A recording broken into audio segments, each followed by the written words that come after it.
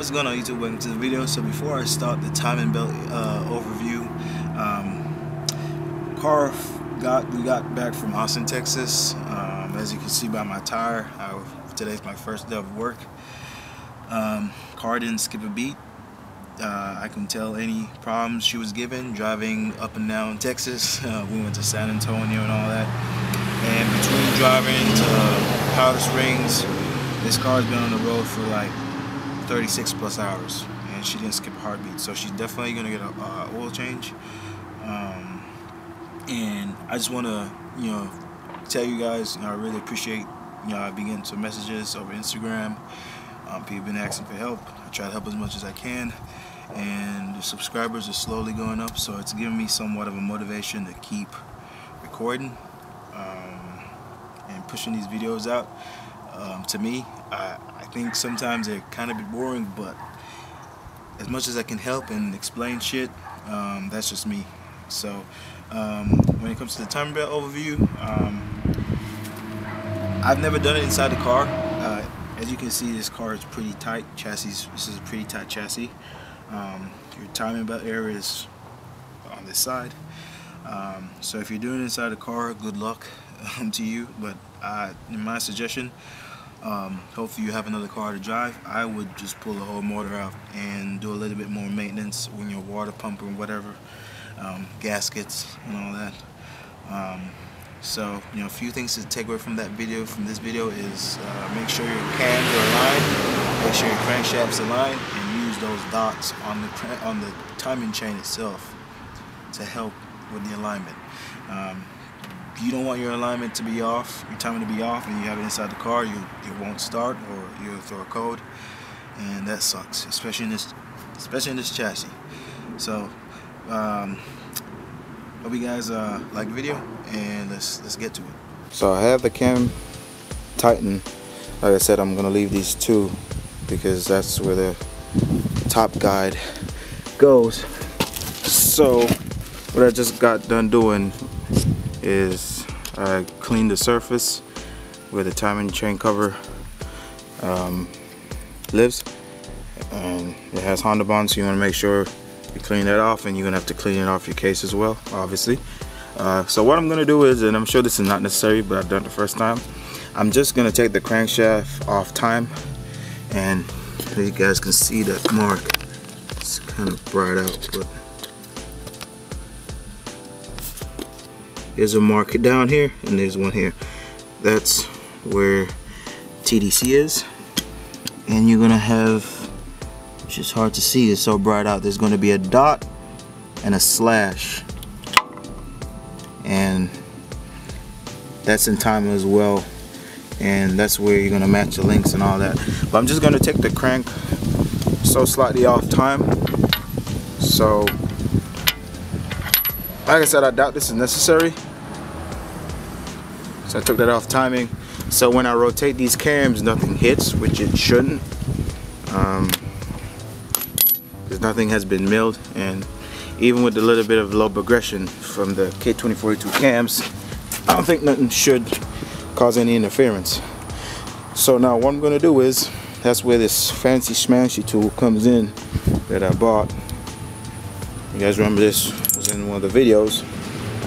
It's alignment pin, and again, if you don't want to go out and spend $30-some on something like that, you can get some drill bits. However, I'm not good with tools. I know I have to keep this safe because I spent $30-some on it, and it'll be easily accessible to find this than two identical pair of drill bits. And I plan on doing a lot more K24s if God's will in my life, and I have the finance and the resource to do so.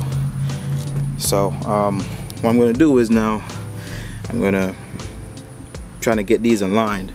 Now everything is tight. These holes that are going to align with some holes on the number 5 cam holder. There's some alignment holes that are preset in here. So once you turn your cams to line them up, that's when we're going to push.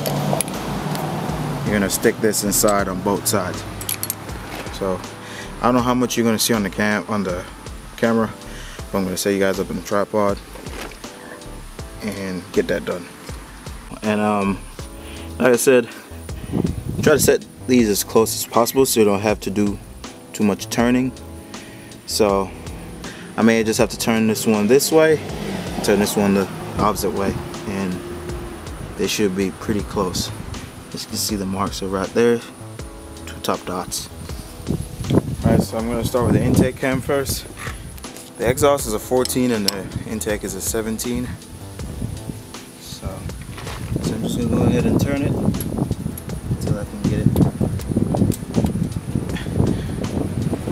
Easy. Get it locked in that slot. The exhaust side, same thing. Just turn it so I get that to be aligned.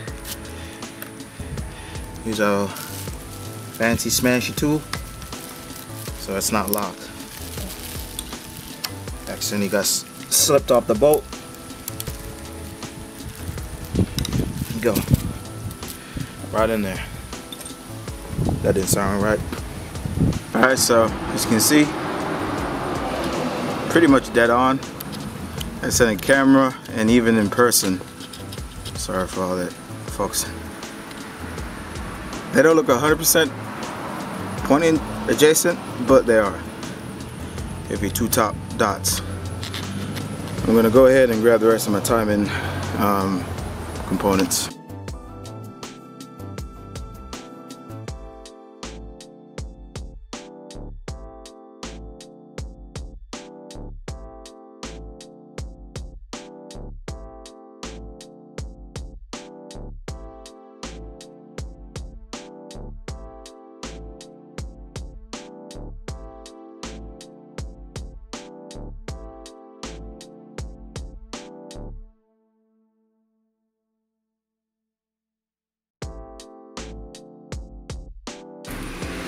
Now I have the top aligned. I'm just going to go ahead and rotate my crank back to TDC.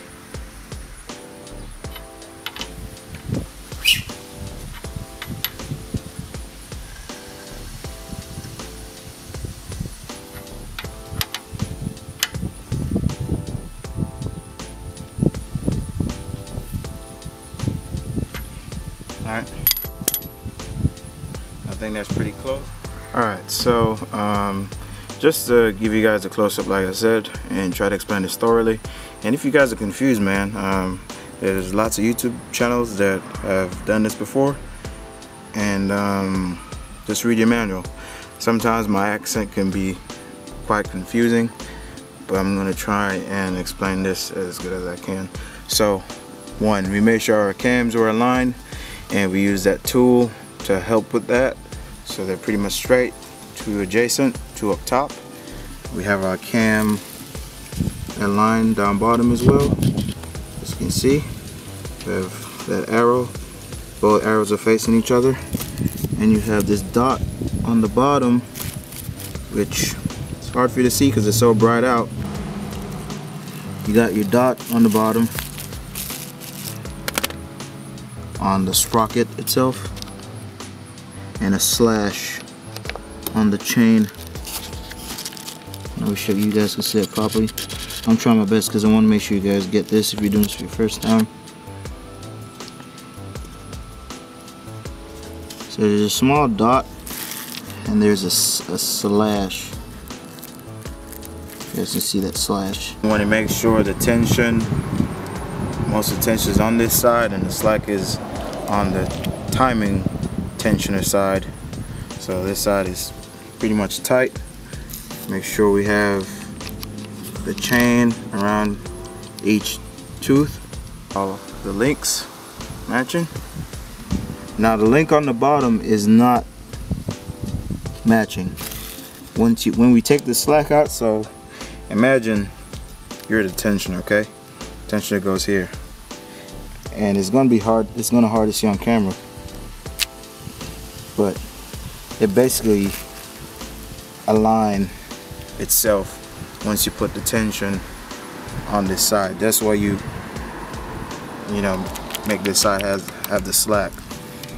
And with this tool, you know, it will eliminate a good amount of that.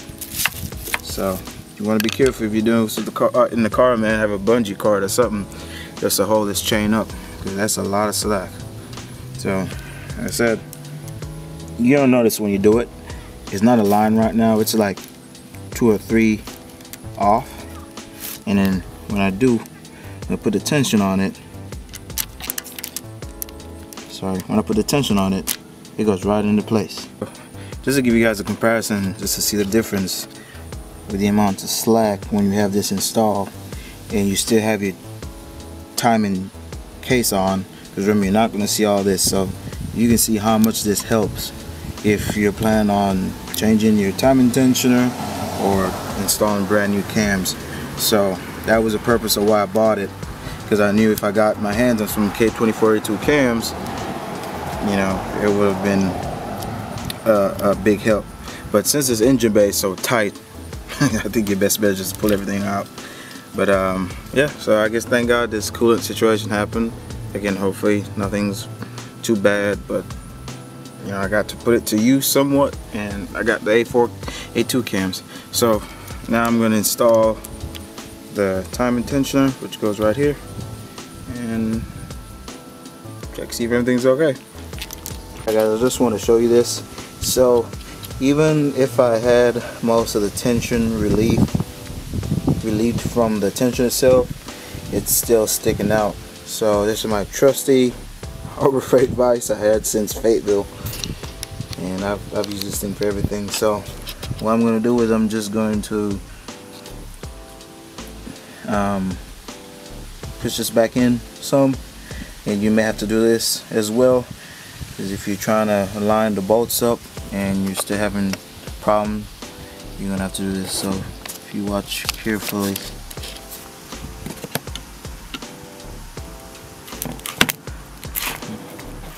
went in all the way. So that's it. So I'll show you guys that. Alright, so I have that in place, torque down to 8.7. so if I release this, which it already released itself earlier, but I want to make sure, you should hear a pop. Like I said, this timing tensioner is pretty low mileage, so there's somewhere in the manual that shows how to make sure we're within service limit on the extension of this, I guess you want to call it, a piston. But what I'm going to go ahead and do, I'm going to take those alignment pins from the back and give it a few rotations, and I'll probably pry on this just to extend it out a bit, just to get a few more clicks out of it. Alright guys, so she's back in time. I turned the motor over a few times. Like I said, if this is a brand new tensioner for you, try to get as much clicks as you can out of it. It should click a few times once you rotate the motor, or you can get a crowbar and just pry against this. But mine is okay. What else? So yeah, everything's aligned.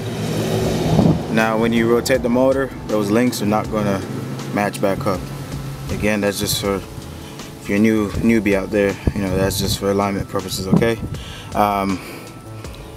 If you watch Vasila video, Monica, Daniel, he even says you don't even need those. You know, once everything should be aligned, you don't even need to use those links.